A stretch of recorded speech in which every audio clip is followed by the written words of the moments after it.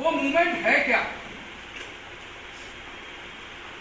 उसकी परिभाषा क्या है, उसकी डेफिनेशन क्या है।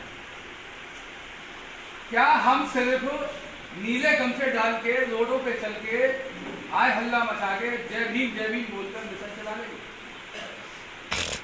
बताइए। अगर हम ऐसे मिशन चला सकते हैं तो खूब चलिए रोडों पर, करिए हंगामा। अब मुझे एक बात बता दीजिए, आपकी लड़ाई ऐसे संगठन से है जिसके पास 3 लाख ब्राह्मण हैं, जो अपना घर परिवार बिना शादी किए हुए उसमें काम करते हैं, समझ गए? और आप कितना करते हैं ये आप आकलन कर लीजिए।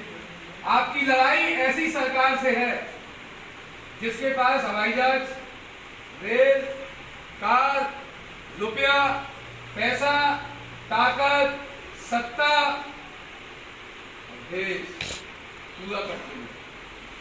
आपकी लड़ाई उससे है। आप क्या समझते हैं ये लड़ाई ये ऐसी छोटी मोटी गली मोहल्लों में हो गई, गांव में हो गई, जो निकल जाएंगे वो खत्म हो गई? 5000 साल इतिहास को पढ़िए। जो कौम इतिहास नहीं जानती वो कौम कभी इतिहास बना नहीं सकती। इसलिए जरूरी है आपको इस इतिहास को पढ़ना, कि जब तक आप अपने इतिहास को नहीं जानोगे कुछ कर नहीं पाओगे। और काशीराम साहब कहा करते थे, ये भी आप सुन लीजिए, तमाम लोगों को आप मंचों से सुनते होंगे, लेकिन मैं आज इस बात को कह के आपसे जाऊंगा कि काशीराम साहब कहा करते थे कि अपने महापुरुषों को सुनकर, अपने महापुरुषों को पढ़कर, अगर आपका एक रोम का खड़ा ना हो, अगर आपके खून में कलंक पैदा ना हो, तो जाके अपने घर बैठना, मत करना काम को। कोई जरूरत नहीं आपको काम करने की। करोड़ों लोग इस समाज के घर में बैठे हुए हैं, अगर आप भी बैठ जाएंगे तो जो मिशन लोग नहीं जाएगा।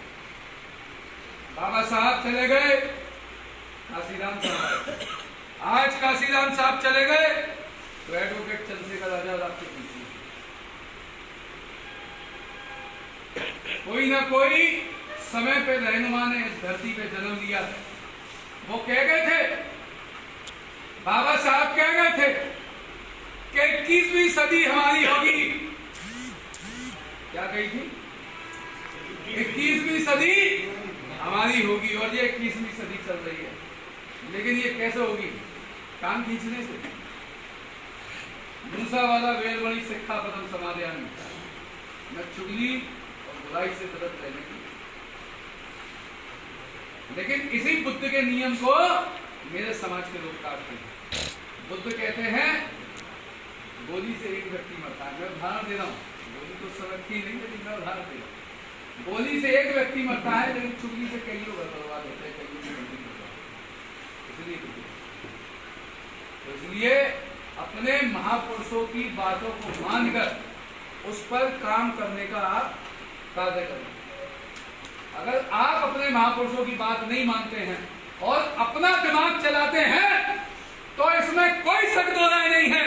इस समाज में बहुत दलित नेता है, बहुजन समाज के नेता है, चाहे वो रामविलास पासवान हो जो आज इस समय धरती पे नहीं है, चाहे वो रामदास आठवले हो, वो जिंदा है, वो भी चला जाएगा, चाहे मायावती हो।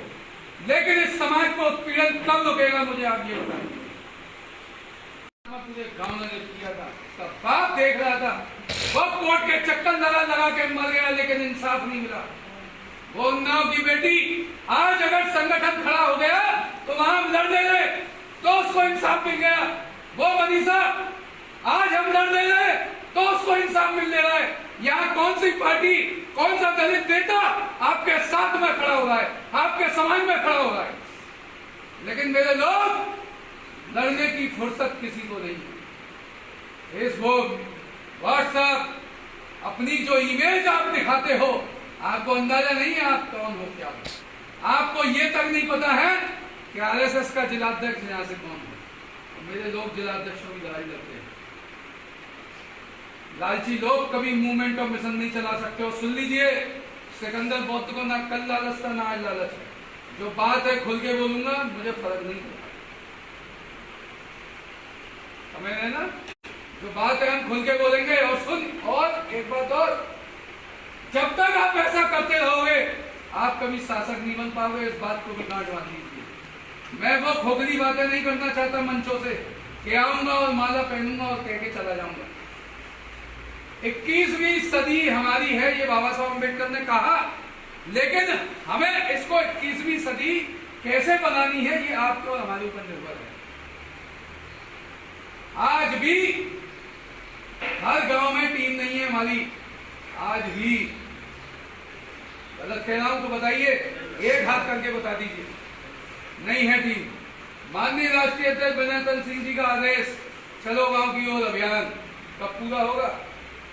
माननीय राष्ट्रीय अध्यक्ष विनय सिंह जी का आदेश कि अब हर जिला अध्यक्ष को अपनी हर विधानसभा में मीटिंग करनी है, यहाँ तक कि मुझे भी करनी है, यहाँ तक कि माननीय महासचिव जी को भी करनी है, मंडल अध्यक्ष जी को भी करनी है। लेकिन कैसे?